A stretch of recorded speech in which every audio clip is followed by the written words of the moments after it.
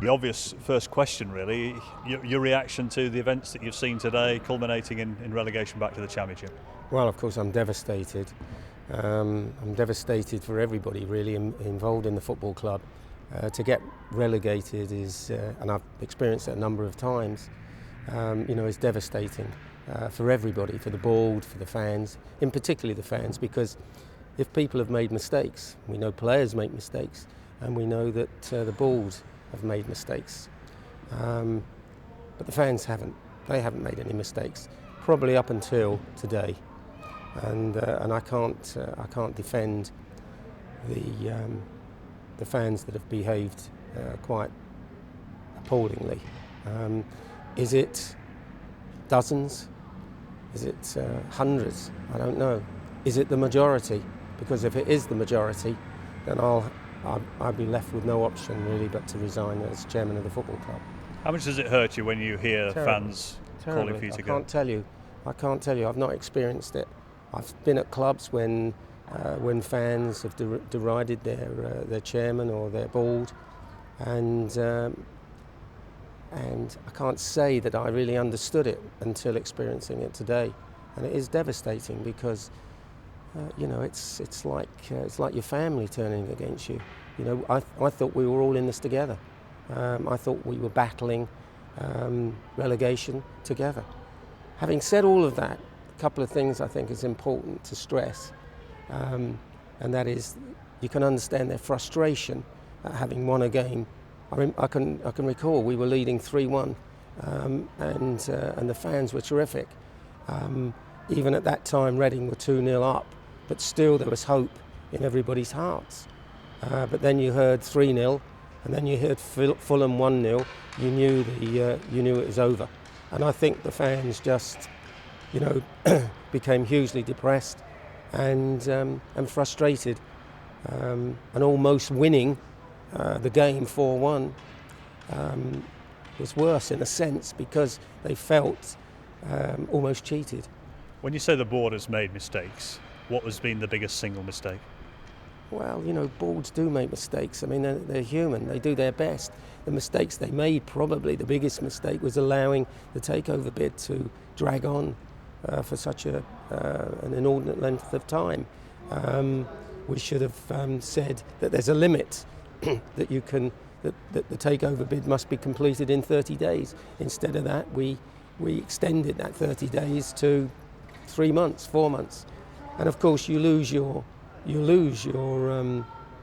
manager.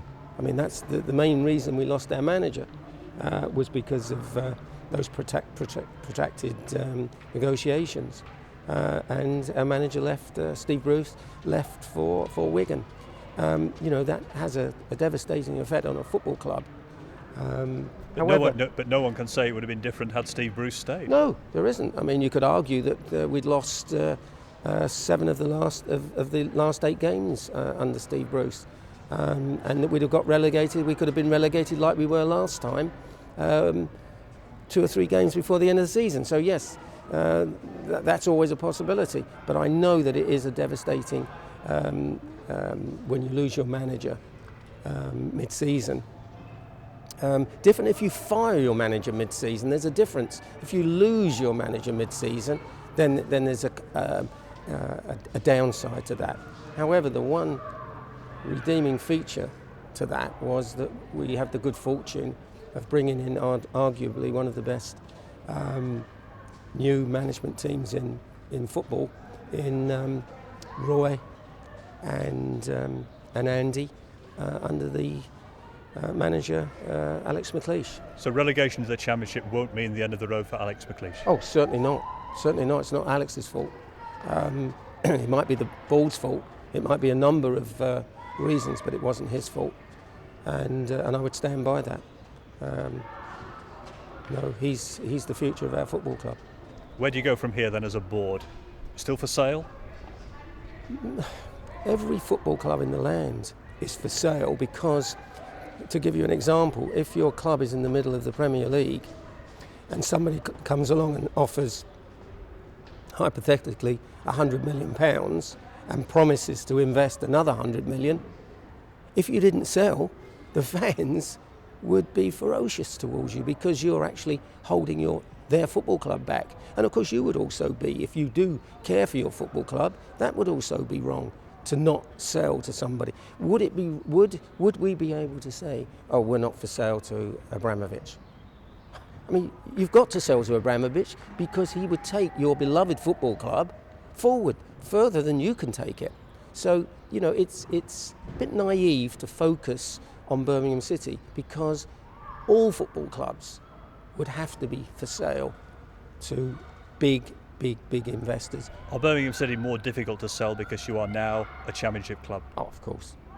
You know, that's other than the theory that an investor would take the view that this club has potential and take because it's difficult to buy Premiership football clubs. There's not many left that are for sale. So there are people out there that are buying Championship football clubs with a view to the future.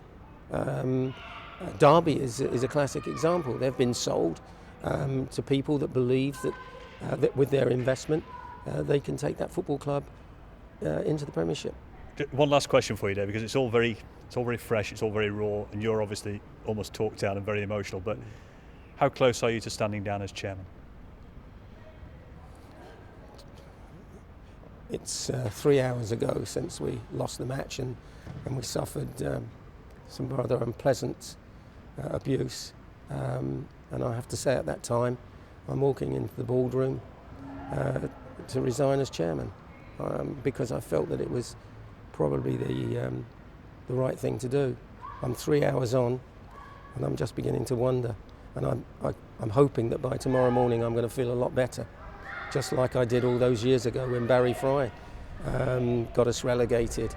The following day I felt much better, and a week later I felt tremendous, and I was looking forward to winning the division and winning the auto windscreen, which we did. You've always been a fighter. Indeed, yes, I've always been a fighter, and probably that will still be the case.